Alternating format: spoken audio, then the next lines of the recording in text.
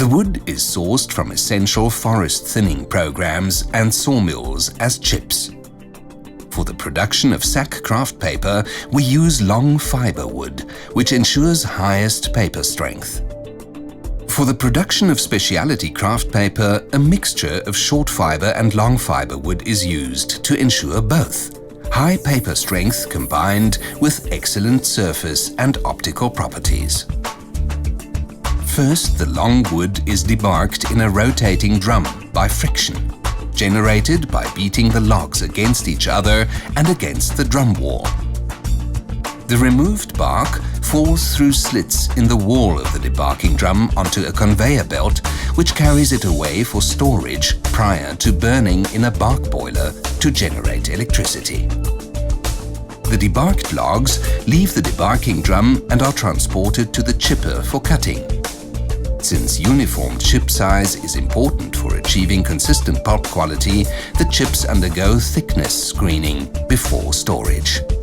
High-quality pulp is produced from a careful blended mixture of forest thinning and sawmill chips.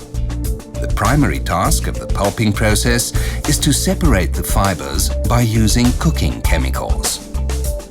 This illustration shows a continuous sulfate process beginning with the chip bin, where the chips arrive from the woodyard. After the chip bin, the chips enter the low-pressure part of the process, the steaming vessel, where the remaining air in the chips is pressed out. Upon leaving the steaming vessel, the chips enter the high-pressure part of the pulping process. In this stage, pressure of up to 14 bars is used in the impregnation tower to fully penetrate the chips with cooking liquor. After impregnation, the fully soaked chips are transported to the top of the digester, where cooking starts. Cooking takes place from the top to the bottom of the digester.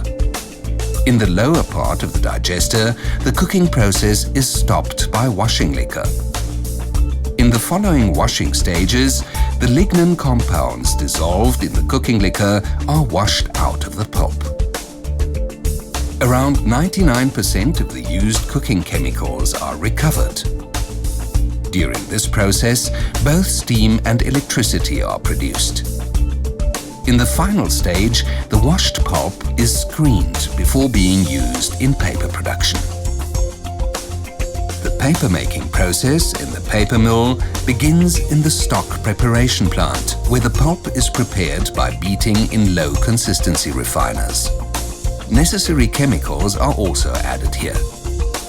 After screening and dilution, the highly diluted fiber solution passes through the head box to the wire section. The state-of-the-art dilution water head box is equipped with a number of valves across the whole width of the paper machine, which regulates the basis weight profile by adding defined amounts of dilution water as required. This modern computerized technology ensures even profiles across the whole width of the paper machine. The wire section consists of an endless running wire and dewatering elements. The highly diluted stock comes out of the head box and is evenly distributed on the running wire. The fibers remain on the wire while the water goes through it. At the beginning of the wire section, dewatering takes place without a vacuum. But in the lower part of the wire section, the dewatering elements are assisted by a vacuum. The extracted water is recycled for use in diluting the pulp. At the end of the wire section, the wet paper web is transferred from the pickup roll via a felt to the press section. The paper web passes through the press section, where the dry content is increased by pressing the paper web between two rolls. A special press technology is the shoe press, in which one of the reels has a flexible belt that increases the length of the pressing zone and achieves a higher dry content than a standard press.